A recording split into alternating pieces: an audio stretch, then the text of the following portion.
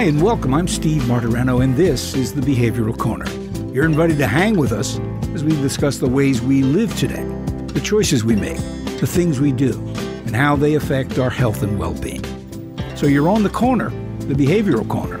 Please hang around a while.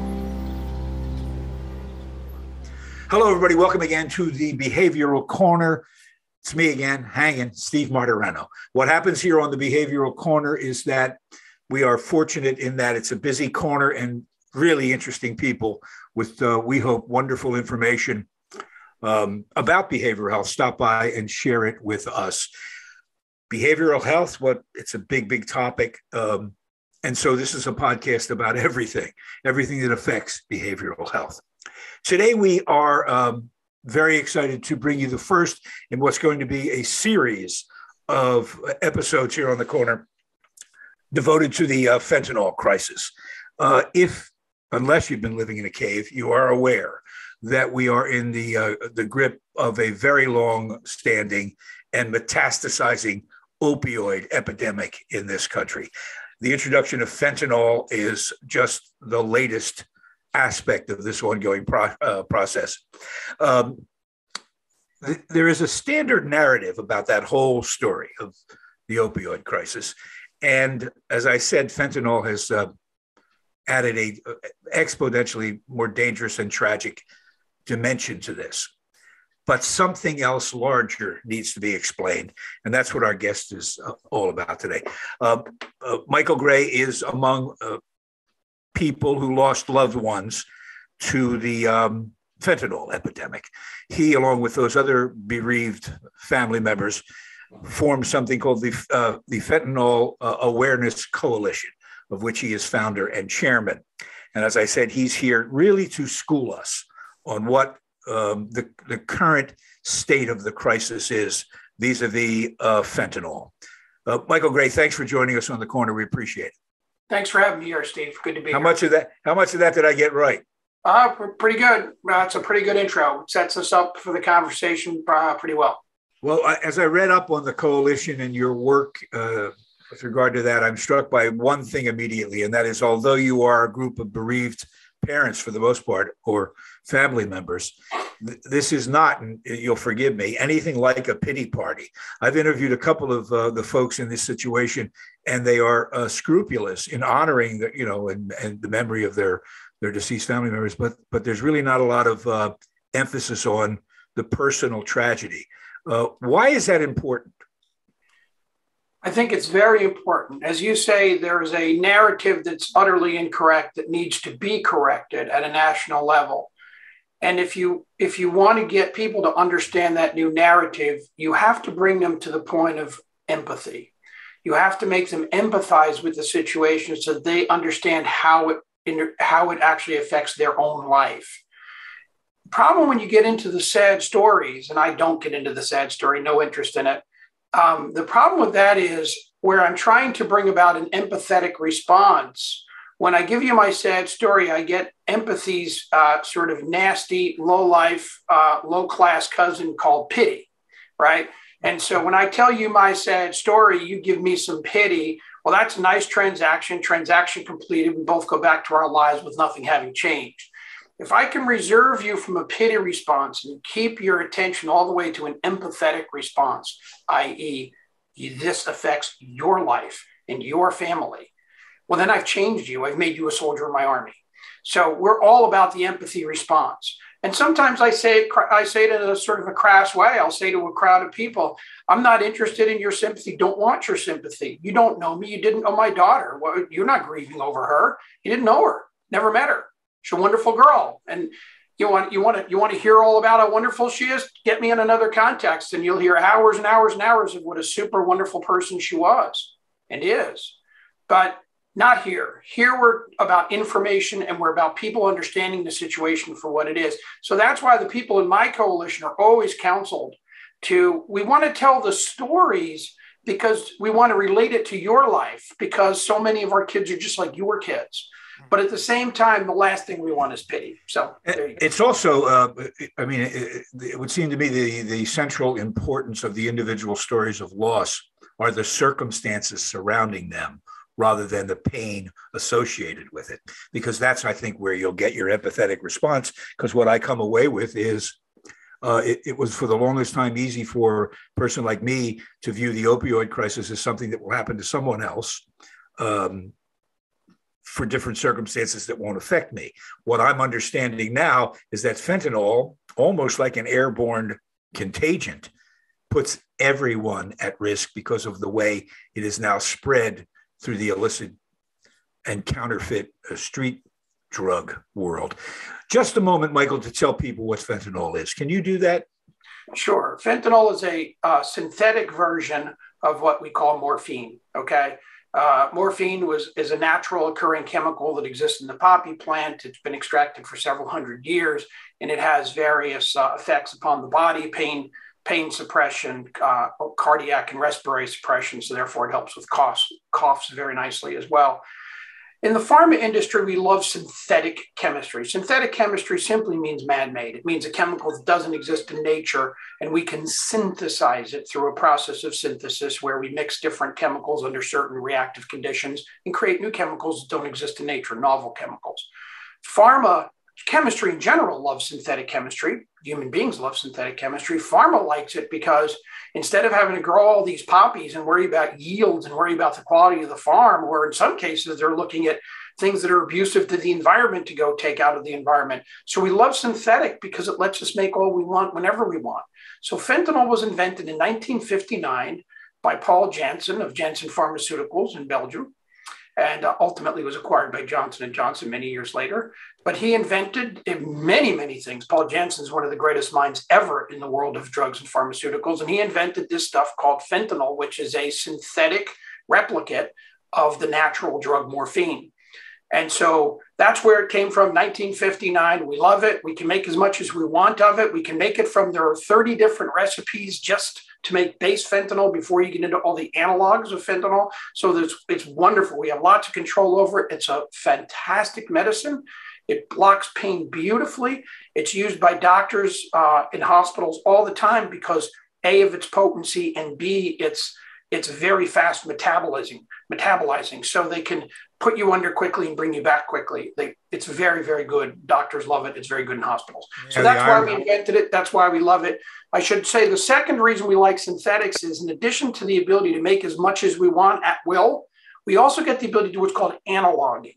Analogging is the process of taking the base molecule and manipulating some of its, what we call in organic chemistry, functional groups, to slightly change the properties of it, that I can start to dial in what it does in a way that I can't do with any natural chemicals. Even the natural chemicals, I go to what's called semi-synthetic, so I get some of that ability. So that's why we like synthetics. That's what fentanyl is. It's synthetic opioid. And of course, the irony here is that the all of the benefits, both in use and production of a synthetic that you just described, have a downside to them. They, as you say, are easily targeted. Their potency is extraordinarily high. And interestingly enough, that I guess what I read, weight to potency relationship, makes them incredibly easy to smuggle. So from all of these benefits come the downside. This stuff just can leak through a country's border, even if they are doing a good job, which we're probably not with regard to smuggling. When was fentanyl? When did we begin to see fentanyl overwhelm the opioid situation? How long ago was that? I'll just go back to what you just said, and I'll say it a different way. Instead of saying it's the downside of fentanyl, probably a better way to understand it, because the way I think about the whole crisis and the way I like to teach the crisis is that it's not actually a downside. It's just that it's got the same upside potential for nefarious people that it has for good people. These are all good things.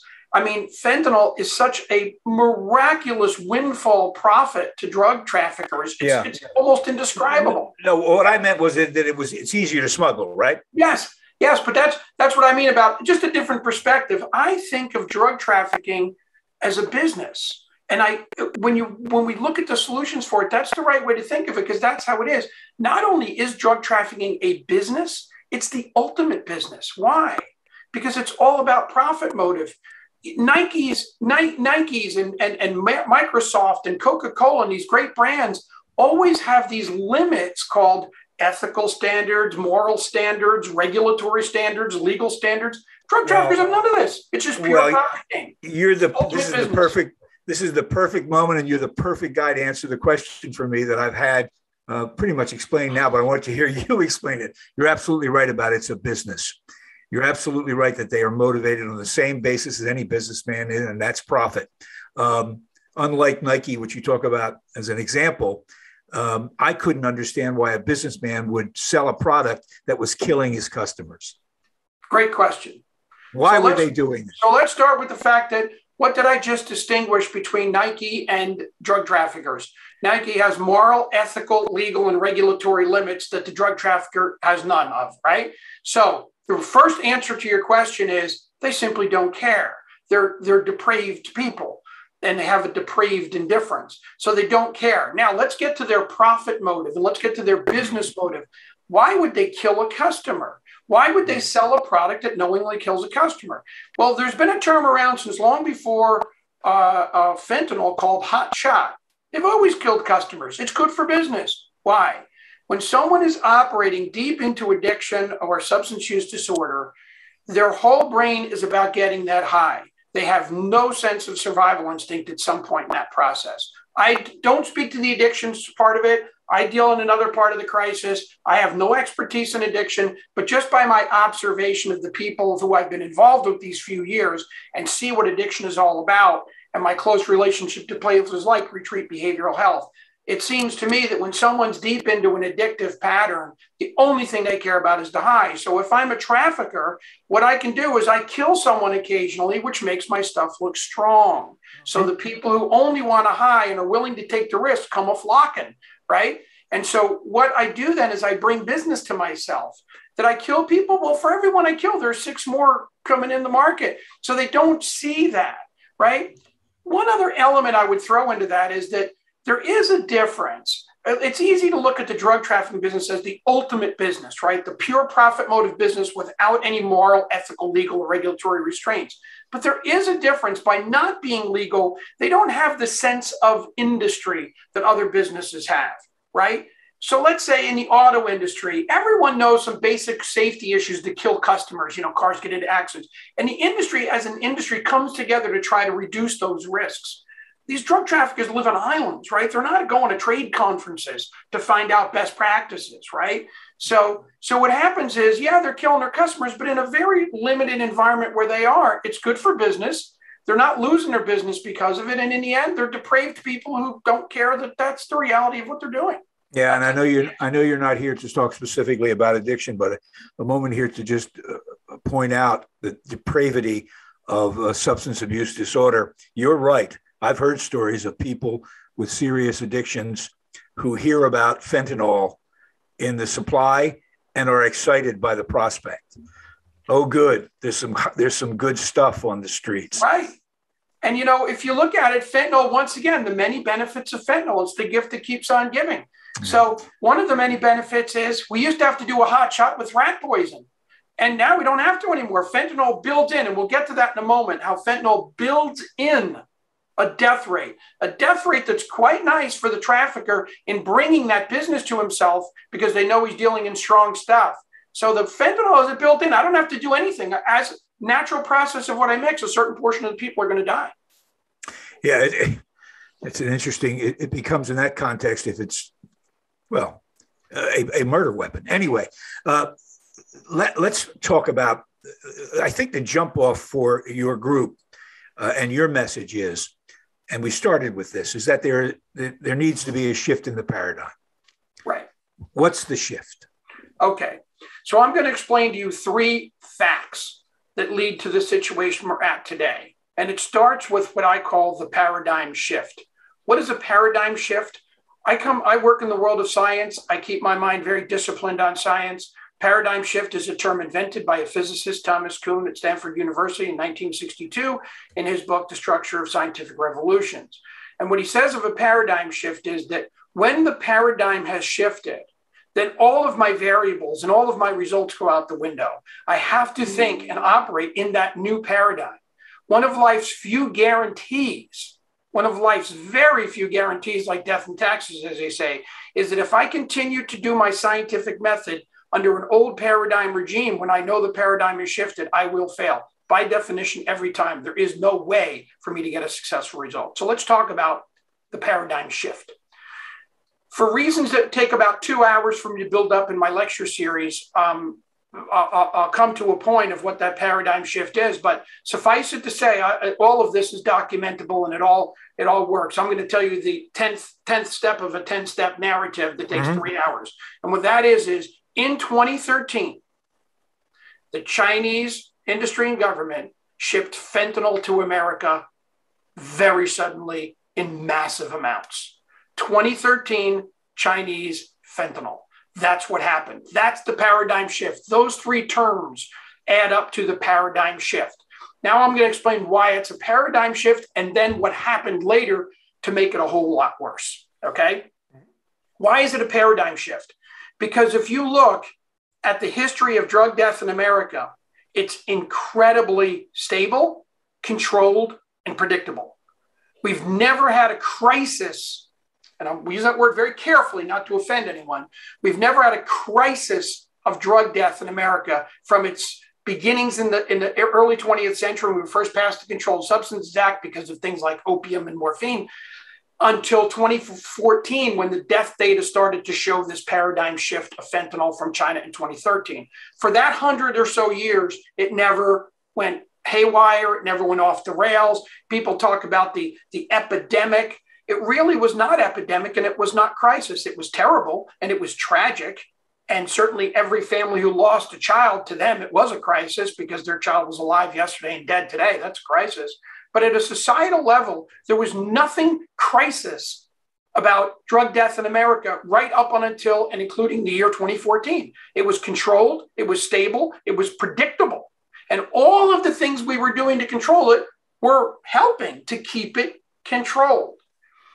And what really set off the entire basis of the Fentanyl Awareness Coalition and my concept, the new paradigm, I'll tell you a quick story. In 2018, as I was researching this to try to understand why my daughter died, something in my heart knew it was different than what the country was saying, but I was trying to quantify that difference. So I stumbled into a presentation being given by a very, very health professor on drug death in America.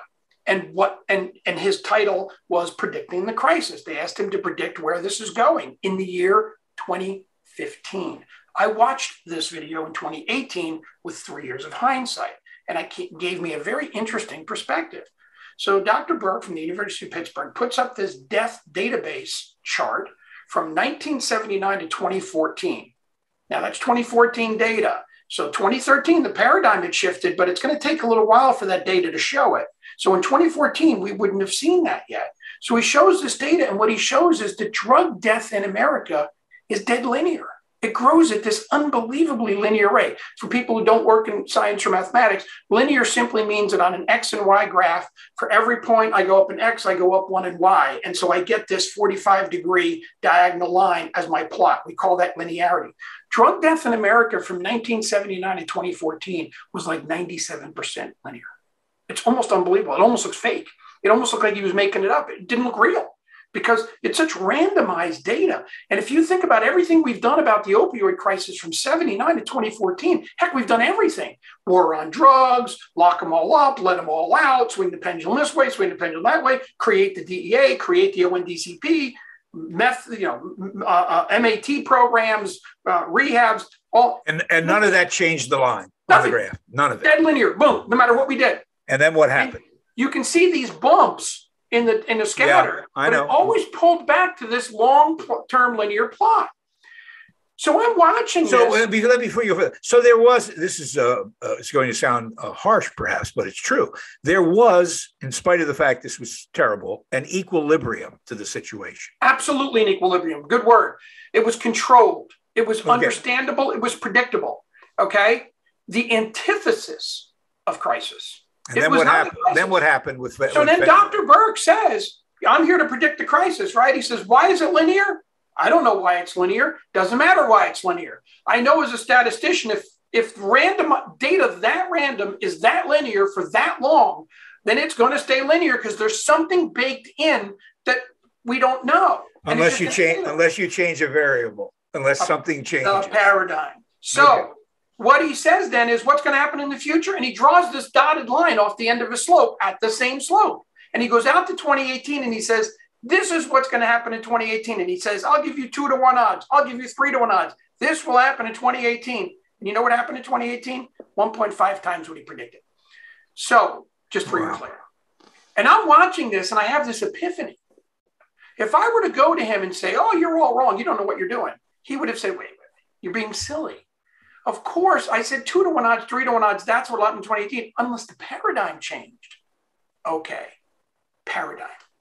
So the paradigm changed. And when did it change? 2013. When did it start showing the data? In retrospect, I can start to see it in 2014. But in 2014, it would have just been scatter that existed all through that period, pulling back to linearity again. It never pulled back because of fentanyl. Why? And here's the why.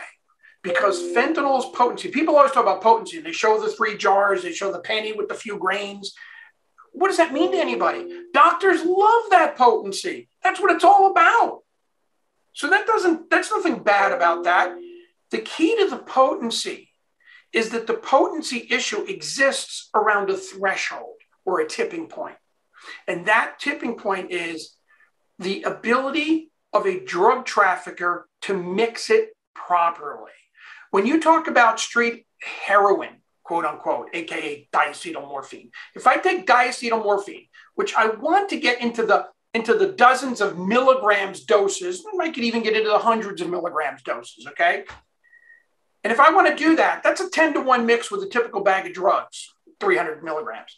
So what I do is I throw in 10 parts baby formula cellulose to 1 part diacetylmorphine, and I mix it all up. And if you got the one that only had 15 milligrams, you're not getting a very good buzz. If you got the one that has 100 milligrams, you're getting a wacko crazy buzz. And if I start getting a mix where I got almost all pure diacetylmorphine, you're going to go into overdose, but you're going to have time and you're going to deal with the Narcan or get to a hospital or whatever. Fentanyl takes a situation that's this broad and brings it to microscopic narrow. Every time I mix a kilogram of fentanyl, I will kill a number of people. Full stop. Why? Because when you mix drugs, what you do is you take a powder and you mix them without benefit of chemical reaction. We call that in the pharma industry dry powder blending. And the people who do it have PhD degrees in physics, because it's very complex science to take a dry powder and mix it 100 times into another dry powder of completely different chemistries with completely different crystallinity and all other kinds of things. And you need a physics degree to mix that stuff well. And naturally, these guys aren't PhDs in physics that are mixing this stuff. No, they're uneducated people. They don't have the $3 million mixing chamber that the pharma industry would use to mix fentanyl, nor the infrared spectrometers attached to those. What they have is a bullet blender, no education, and 2 piles of powder. And in the end, pharma would say that fentanyl is one of their most challenging mixing operations because its dosing is at the microgram level. Yeah. So let's understand this a second, Steve. Yeah, microgram. Sugar cube is a gram. Sugar cube, typical lump of sugar, a gram. Right. Divide that by 1,000. That's a milligram. Mm-hmm. Take that result, divide that 1,000 again. That's a microgram. That's the dosing level of fentanyl.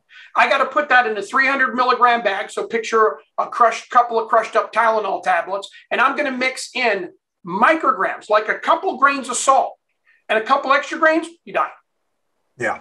I mean, Michael Gray is with us. Michael Gray is with us. Michael is the founder of the Fentanyl Awareness Coalition, and he and others around the country are engaged in the very serious job of explaining fentanyl and its danger and how we are all in this together. We'll have a couple more programs along this line here on the corner straight ahead. Okay, so Michael, we understand that the potency of this stuff in the hands of the people who have it have contributed to a street drug that caused the deaths from its use to metastasize and grow exponentially, not mathematically, but exponentially began killing people. And the numbers, by the way, people are shocked by, but an airplane filled with people crashing every day or every hour or something. 747 a day. Okay, so it's clear. You're right. A paradigm has shifted, and we now need to alert ourselves to this. But there's another aspect of fentanyl that I think really should be alarming to people, because they use it now in all kinds of drugs that you have no expectation to expect can kill you. That's a big problem, isn't it? So let's talk about that. So I said I'm going to explain three things: the paradigm shift and what that actually means. So I explained what it means scientifically. Let's explain what it means quantitatively. That linear graph of 100 years, what fentanyl does, when Dr. Burke said he doesn't want to speak to what it's tied to, what's the underlying linearity that's leading to drug death, the reason he didn't is because the thing that it's tied to was so obvious and pre-2014, pointless to say because of its simplicity and obvious nature, is what was that related to? Addiction. For every addict that came into the world and used chronically, some portion died. And so those two things tracked. What the paradigm shift did in 2014 with fentanyl is it took these two lines that were locked and it kinked this one upward. Mm-hmm. Because now more addicted people are dying per use, right? By definition, it kinked that 100 years related death curve where more people were dying. But all it did was kink the slope a little bit. The big change came later. And the big change came in the beginning. Fentanyl was coming 100% from China, mostly through the US mail in the beginning, 1 kilogram at a time, raining all over the country, okay, through the US mail. Then it started coming down they started shipping bulk down into Mexico, and it was coming up through the southern border. When the Trump administration declared the national emergency in 2017, they recognized right away, this has to stop. And they knew right away it was coming from China. So they went to China and told China to stop making fentanyl, which, by the way, the Chinese government was giving a 13% tax rebate to their pharma companies to do, illegal as it was from the get-go. Well, Chinese were remarkably conciliatory in this and said, oh, you're right. We've been killing your people. We're going to stop this now. Well, what they did is they took the precursor chemical, the one that turns into fentanyl, and they started shipping that to Mexico. So all we effectively did by getting the Chinese to stop making it was shift the manufacturing from China to Mexico. So now the Mexicans control practically speaking, 100% of our fentanyl in America, right? Illicit fentanyl. What's the change there, Steve? Well, this used to be made by scientists with clean room garb on, PhD degrees in pharma factories an ocean away. It's now made by drug traffickers on our southern border, right? Contiguous border, right? So let's think about that a minute. What are these Mexican cartels? These are world-class expert marketeers of illicit drugs. Do not underestimate them as some mindless thugs. These people know how to move illicit drugs the way Nike knows how to move sneakers. Okay, these are world-class businessmen. And so the first thing they did is they got this powdered white stuff called fentanyl that acts like heroin. And they've been in the heroin business a couple of years at this point, down in the west coast of Mexico. And they said, well, this is this white powder. And it mimics street level diacetylmorphine heroin? Yeah. How many people in America use that stuff? I don't know, 2.5 million maybe. Okay. So it's an opioid that acts like heroin. 2.5 million people use it in America. But we can make as much of this stuff as we want. How many people take opioid pills in America? Oh, like 20 million. Isn't that interesting? And the American government is stopping people from making those pills. Oh, this is fantastic. Let's start pressing fentanyl into pills. And it started with the Oxy 30. It started with the blue M Oxy 30, okay? All we got to do is get that blue dye, get that pill press, put some baby formula in or whatever, cellulose in, and put my fentanyl and press it up. I got myself a perfect pill, right? We just took our 2 million potential market and moved it to 20. Remember what I said, though, Steve. What did the paradigm shift tell us? The death rate at either 2 million, 5 million, or 20 million is higher. So now you not only increase the death rate per user, you then increase the user base by tenfold. Well, the Mexicans weren't done yet. These drug cartels are very smart people. They said, well, you know, Americans don't just use opioid pills, do they? What about all that Xanax those kids take? Adderall, Ritalin. Let's print it all. Why not? So they start printing all of this stuff. The latest deaths you saw out of Ohio State, it looks like they were Adderall deaths. Okay, so now we have the paradigm shift where fentanyl came in and pushed out diacetylmorphine because it was a better product to a trafficker. Why? Because what used to be a pallet that cost $60,000 is now a brick that costs $2 and serves the same market. It was a no-brainer that it would push it out. It pushed it out and brought in a higher death rate. That was the paradigm shift. But what the Mexican cartels did was expand that paradigm to a much broader market, arguably 30 million, 35 million people right now. Okay? And that death rate is carrying with it. That's why you're seeing the death rate off the rails. So here's my final statement on it. Paradigm shift raises the death rate. The Mexican cartels expand the market. That puts the death rate at an exponential level. So here we go. Who are all of those 10 million, 20 million, 30 million, 35 million? These are recreational users without substance use disorder. These are people who take a pill here and there at a party and have been doing that for 50 years and 30 years ago, 20 years ago, 35 years ago, no harm, no foul. They took a couple pills at a party, went on with their life. Today, they die. So in that context, fentanyl in the hands of these people has not only it's upset, in fact, the supply and demand dynamic. Totally. These deaths and this use is not, strictly speaking, if I hear you correctly, about an increase in demand.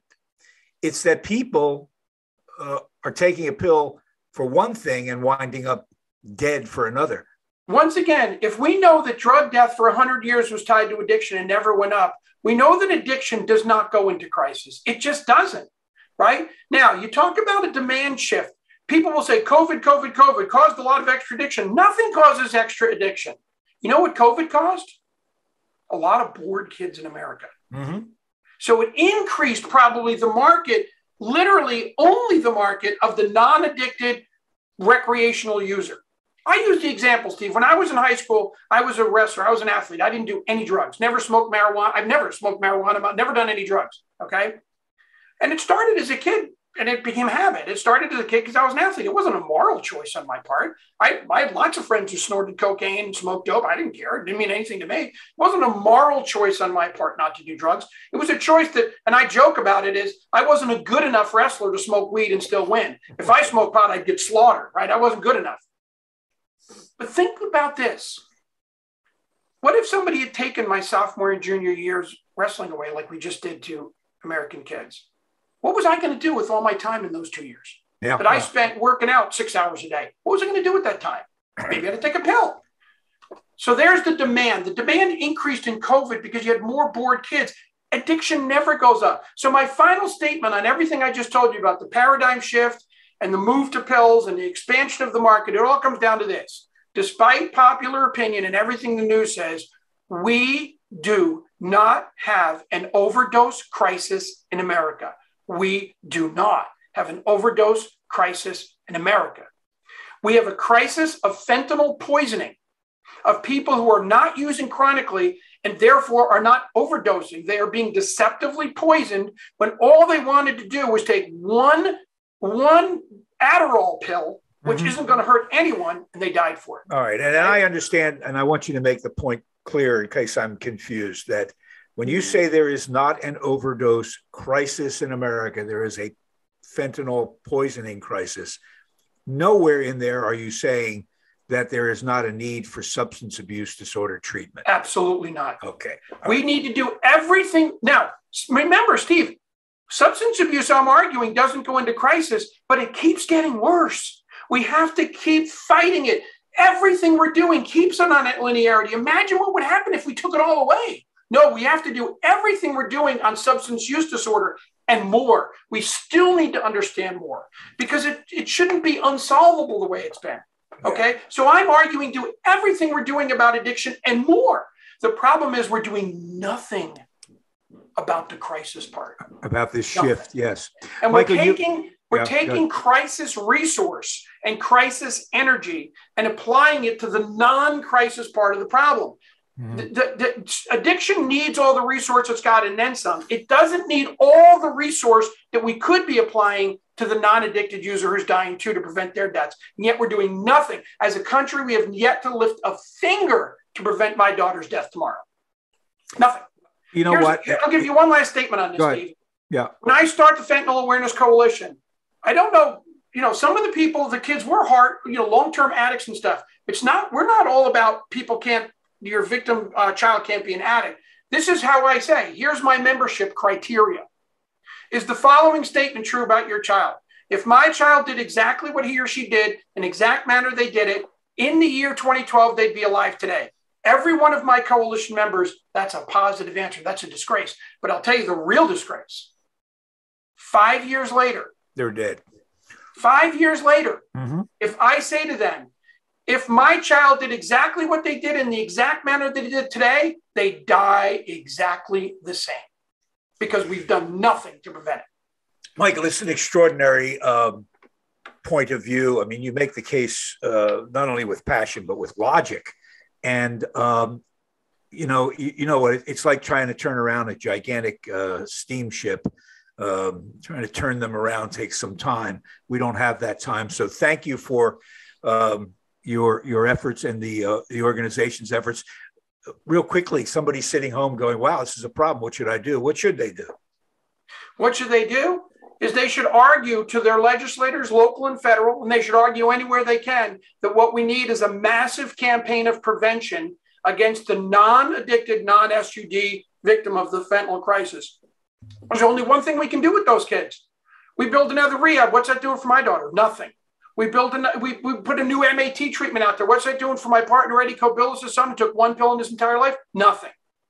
We have to do something for them. And the only thing we can do really is communicate and put awareness. But I mean massive, massive saturation awareness to the tune of billions and billions of dollars that only comes from a federal national effort. And that's what we have to do. We have to slam this thing shut. And you know what?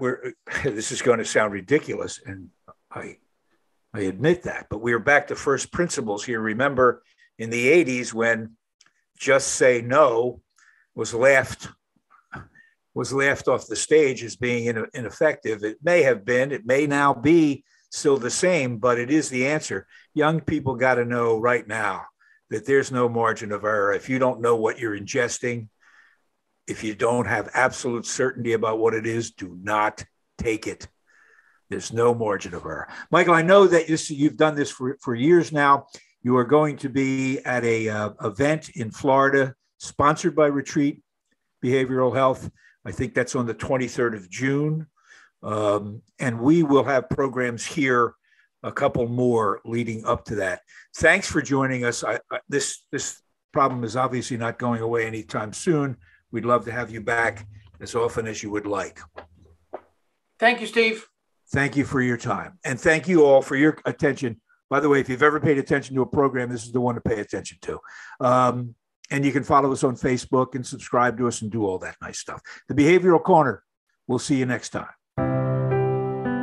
Retreat Behavioral Health has proudly been serving the community for over 10 years. Here at Retreat, we believe in the power of connection and quality care. We offer comprehensive, holistic, and compassionate treatment from industry-leading experts. Call 855-802-6600 or visit us at www.retreatbehavioralhealth.com to begin your journey today.